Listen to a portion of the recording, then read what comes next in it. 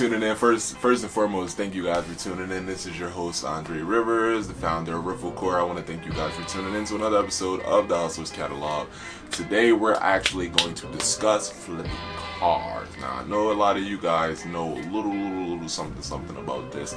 So I'm going to give you guys just the basic information of how to get started and what you basically need to know to not get in trouble with the law, and also not get in trouble with potential sellers, and what red flags and also to look out for once you go on that journey of trying to purchase those cars to restore and resell. So first and foremost, you have to know if you are selling more than 5 cars in one calendar year, you have to get a dealer's license. You have to get a dealer's license, or it's against the law and they'll put you in jail and give you fines and all types of different weird stuff that they don't have to do. But if you are selling under 5 cars for that year, you basically don't need a dealer's license, but for every sale you have to make sure that you're not flipping the title. The title has to go to your name and has to go from your name to whoever you're selling the car to. It can't be from the third party to the seller and you just are the hand that it goes through. The title has to be put in your name from one of those entities, and then before you sell it to that person. So I would say also focus on cars in the range of the lowest, I would say around $500, unless you can get a car for free. But if you're purchasing out, I would say the lowest is around $500, and the max I would say to flip a car is around $3,500. No, let's say $4,500 at the max. I wouldn't really look to flip a car more if the purchase is worth more than $4,000, $4,500, because then you're not going to be able to resell it at the highest value. Nobody's really going to pay cash if you're trying to sell a double digit, worth of money for a car. So I would say keep it between the $500 range to $4,500 range with your purchase to basically get the most out of your profits.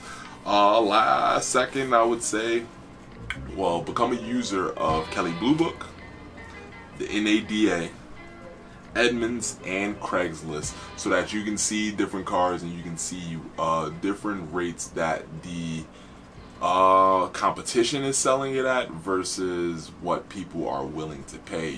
You'll be able to see what cars are valued at on the Kelley Blue Book versus on Craigslist what they're actually selling them for and what people are actually buying them for. And Edmunds is what the wholesale people would be purchasing for those. So you basically want to be able to visit all 4 of those entities and get a price range or see what the needs are of that marketplace from these entities. See what cars are needed, what cars are rare, what cars are this much, what cars are inexpensive, what cars are expensive, just get a feel for the vehicles that you'll be able to basically target for how you want to profit off of this flipping of the cars.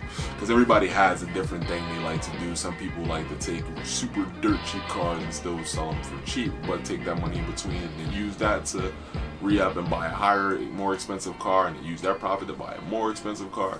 But some people like to buy a bulk of cheap cars at one time and then try to sit on them to see what value you can get out of each. But it's basically no particular strategy.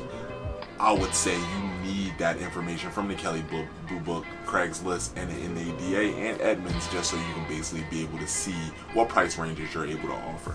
I would say beginners should stay away from specialty vehicles. Specialty vehicles are, I would say, like a limousine, big 10, 8-passenger vans, convertibles,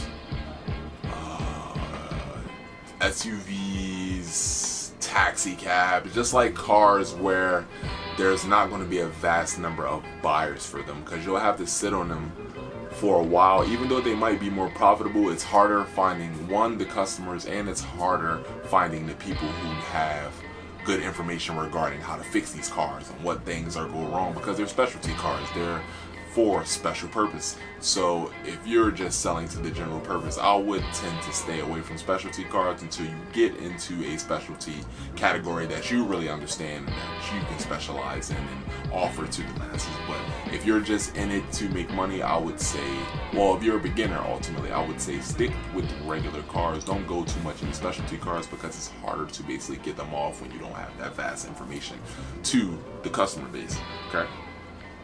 Also, when you're going to purchase these cars, either from an auction or from a third-party seller or from a family member or whoever you're purchasing your cars from, don't always go with what the seller is saying. Also, always have somebody you can come check out the vehicle with you, make sure everything that they're saying is truthful, but don't just 100% go off of what the seller is telling you, because they're ultimately selling it for a reason.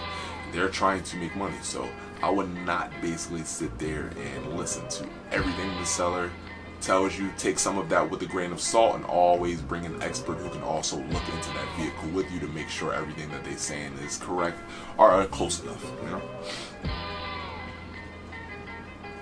Also, spending $100 to around $400 on repairs, it can make you ultimately up to a $400 to $1,000 difference on profit for what you can sell, just by making those slight repairs, those little repairs that you might look over.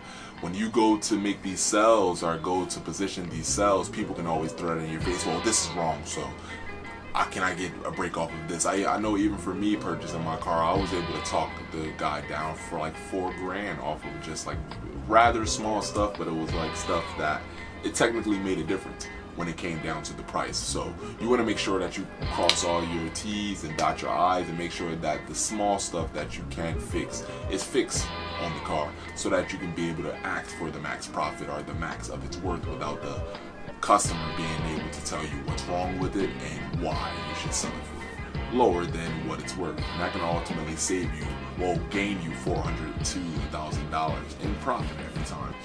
And I would say also maximize the profits by cleaning the car. That's another thing people don't notice, especially if it's a relatively older used car. Make sure the car is in good shape. Make sure it's clean. The interior is clean. There's not like stains and trash and stuff like that. Make the car clean. Make the car, you know, homely. Make it feel like it's comfortable for the buyer.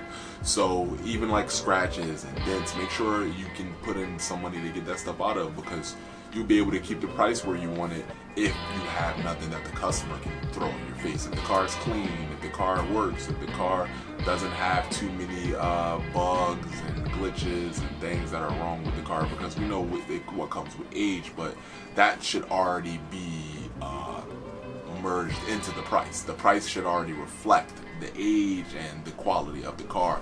You shouldn't have the customer being able to point out different stuff to basically throw out and lower your price even more and mess up your profits. I'll also say negotiate your profits. So I know a lot of people always are like, yo, it's different when people have cash.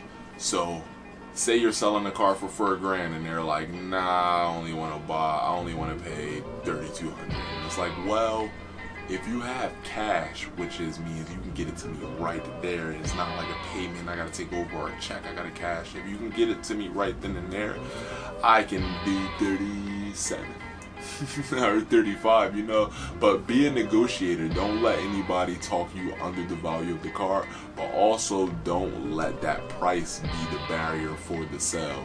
Versus especially if it's already massively covering your profit margin, then don't let that be a barrier for how much you sell it is. Be a good negotiator and make sure you get more bang for your buck, but also don't let them lowball your vehicle. So lastly, I would say make the vehicle easy to find. So like I mentioned before, we have Craigslist, you got lots where you can put them on, you got different websites, Facebook markets where you can make it known that you are selling a vehicle, and get in contact with people and make it easy for them to see, make it easy for them to test drive it, and basically make it easy for them to be a customer. You should have no problem making a deal with somebody and getting rid of those cars, and then ultimately getting the knowledge comes with the experience. So the more you sell, the more you buy, the more you flip, the more better you are and the more understanding you'll have. So it's ultimately something I'm looking into. Once I did the research to basically bring it back to you guys, I wasn't initially interested, but now I'm kind of thinking like, yeah, but Riffle Pull the Card Flip.